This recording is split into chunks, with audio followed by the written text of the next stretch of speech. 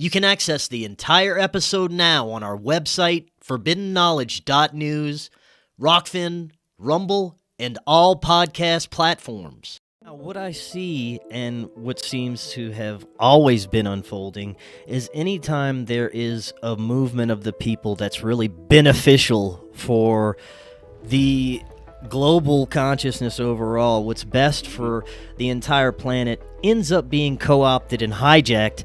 And I think that's what we're seeing right now with this conspiracy, quote-unquote, movement. It's gotten insane. It's gone off the rails. Some of the conspiracies and theories that I hear coming out are just absolutely bonkers.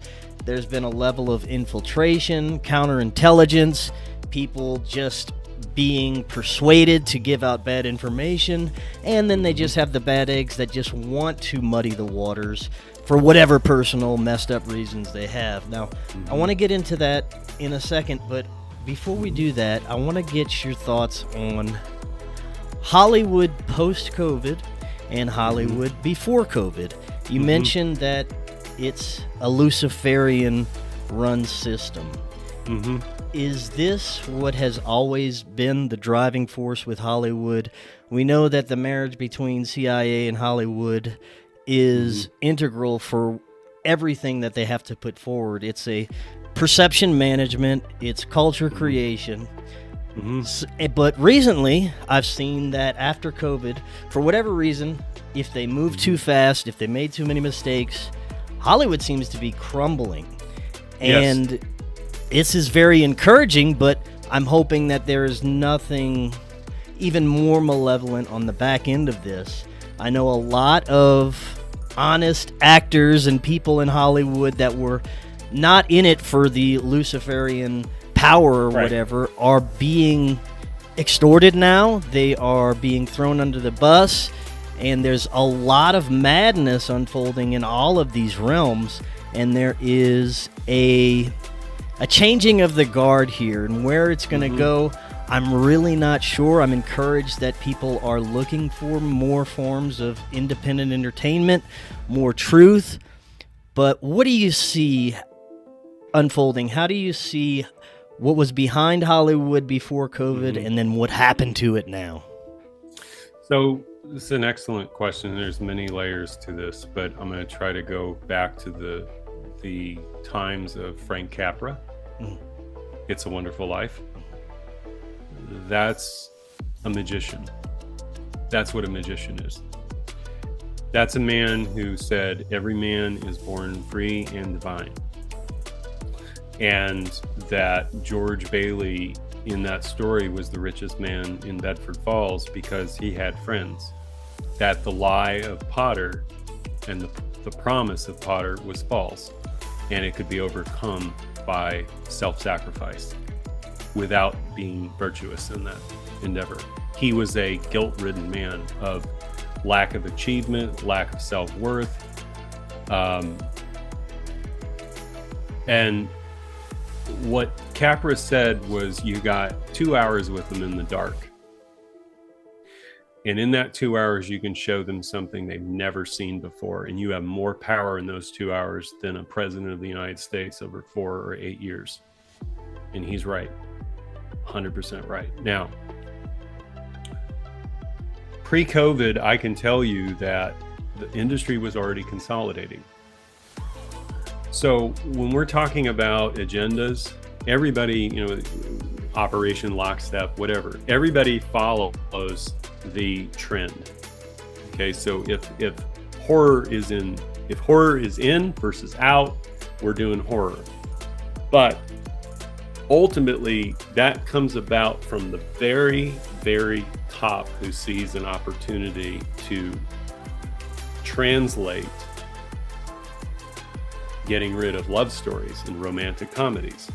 You see, you start removing genres, your psychic attachments become diminished, your connections. When everybody's waking up in a horror film versus a love story, and you don't have those authentic connections, your choices become different. So when you look at A24's Civil War, if they had shown that 10 years ago, people would have called that a sci-fi fantasy film. But because we've been psychologically primed, that becomes, quote, predictive programming, but it's planting the seed for it to come. And according to the person who perceives it, it's all about feelings. It's a story of feelings. That's all it is. It's manipulation of feelings. Now, you can say manipulation. All of it is a manipulation. It's a play. But the intention behind it is what drives the result in terms of the awakening in a person. So when we talk about awakenings, let me go back to this thing though about pre-COVID. So I just want to explain, like, from a snapshot view, I had people who were creative directors, and those aren't like top level. There's the executives, right? And then you've got senior and president, but a creative director is somebody who's like, let's say 3 rungs down on the ladder, possibly more, depending on what scale you go with. But they're in the middle. They've probably worked a junior desk at an agency. They've worked on creative teams, and now they're the one reading the scripts, doing the coverage, and guiding projects with others. So I had a guy who I took a Lyft ride with in 2019. He had a 3-year first look deal with Sony, canceled like that. He had set up 30 properties around town, comic book properties. And when you get a first look deal and you get a lot, a place on the lot, they've got overhead costs, you got salaries, you got money pouring in to do all this development around town. It takes some years to get some things going, and you've got to spin these bowls, because 1 or 2 may hit big, and then the other ones you want to get set up and get some money, and then it goes into development. This guy was a Lyft driver because he and all of his friends were losing their first look deal, saying, nope, we're going to do this now, going in a totally different direction. In November of 2019, there was an announcement in the Hollywood Reporter about large executives of 10, 15, 20, 25 years exiting their posts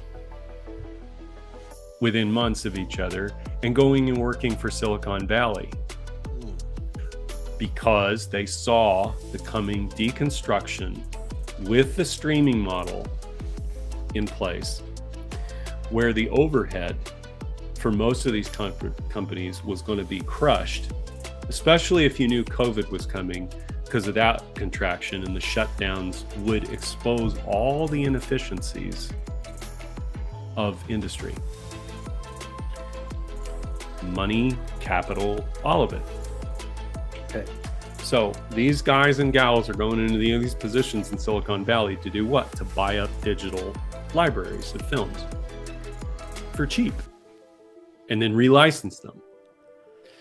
So all of this is planned out in stages by the big top people.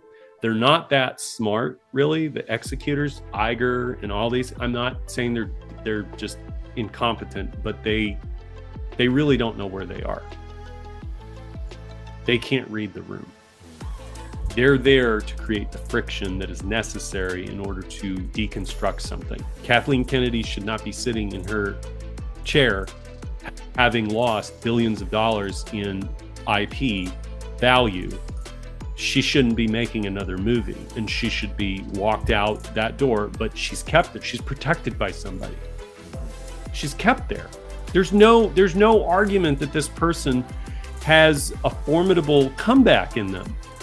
Okay? So as this isn't about Kathleen Kennedy, what I'm saying is that the managers of this place are at a higher level of the game in duality. And what they're playing in us is a story. So if you have an agenda, woke agenda, well, woke agenda is not the agenda. It's the net effect of woke agenda that creates this. Bringing in Lucifer, Satanism as a connecting point to all of that virtuous, but it can be seen as conservative versus liberal, but it's not. It's having a stain and a scarring effect on the entire culture of society, which, by the way, if it was so easy to just eject that, where is our creativity and our imagination coming up with the alternative?